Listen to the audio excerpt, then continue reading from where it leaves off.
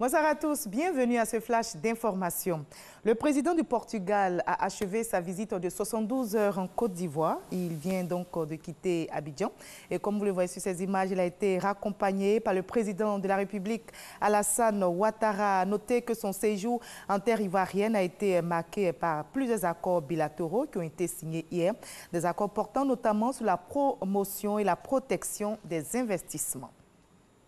Et voilà, l'axe Yamoussoukro-Lisbonne se renforce. La Côte d'Ivoire et le Portugal, je le rappelle, ont conclu plusieurs accords de coopération à l'issue de la visite d'État du président portugais en terre ivoirienne. Et avant son départ d'Abidjan ce vendredi, il a été reçu hier à dîner par le président de la République, Alassane Ouattara, et la première dame ivoirienne.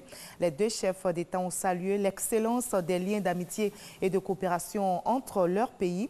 Les investisseurs portugais ont été invités à s'établir en Côte d'Ivoire. Le président portugais Marcelo Rebelo de Sousa a été fait citoyen d'honneur avant son départ d'Abidjan. Il a reçu le parchemin et les clés de la ville d'Abidjan des mains du gouverneur Robert Begremambé, qu'il a élevé au rang de chef traditionnel Achan, à l'intégrant dans la génération des Dugbo-Guéou, avec comme nom de règne Akbo, qui signifie amour, charité, dévouement, comme nous l'explique Serge Coléa.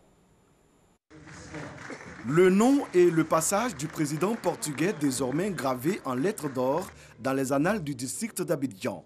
Son Excellence Marcelo Nuno Duarte Rebelo de Sousa a reçu les honneurs et la reconnaissance des populations abidjanaises avec à leur tête le ministre gouverneur du district. Robert Begremambé a exprimé les vœux de ses administrés à l'hôte de marque de la Côte d'Ivoire.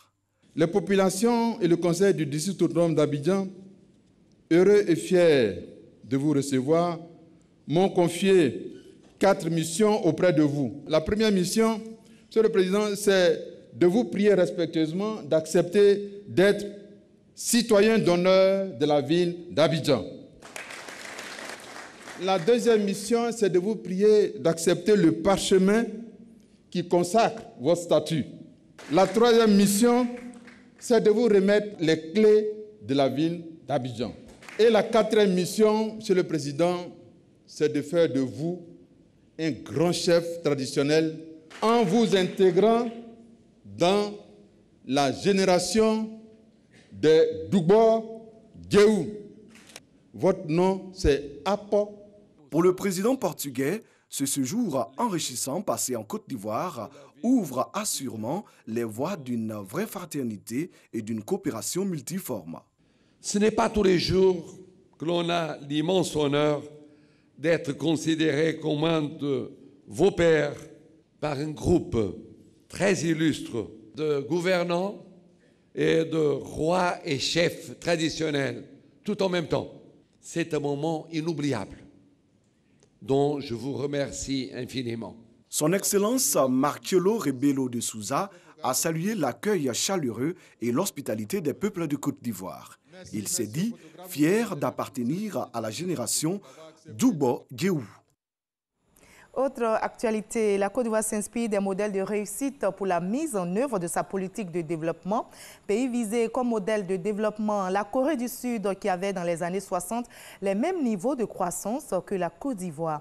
Une rencontre se tient donc à Abidjan pour tirer des leçons et surtout apprendre les recettes du succès des Sud-Coréens. La réunion ouverte ce vendredi par le vice-président Daniel Kablan-Duncan est à l'initiative de l'État ivoirien soutenu par la Banque mondiale.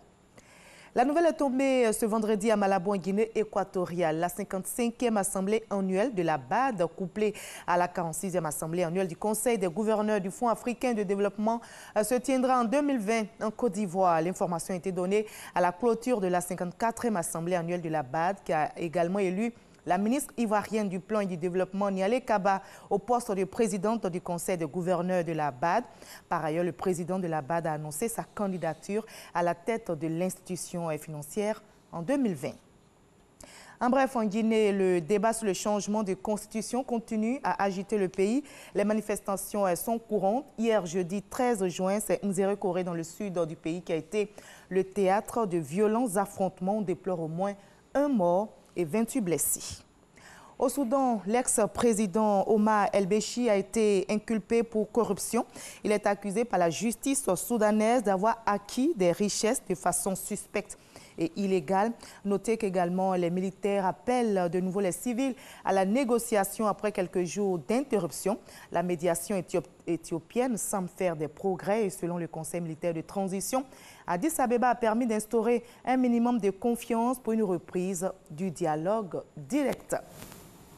Fin de ce Flash Info. Merci de votre aimable attention. Juste après, suivez l'info régionale pour voir toutes les nouvelles de nos régions ici en Côte d'Ivoire. Moi, je vous dis à tout à l'heure à 20h.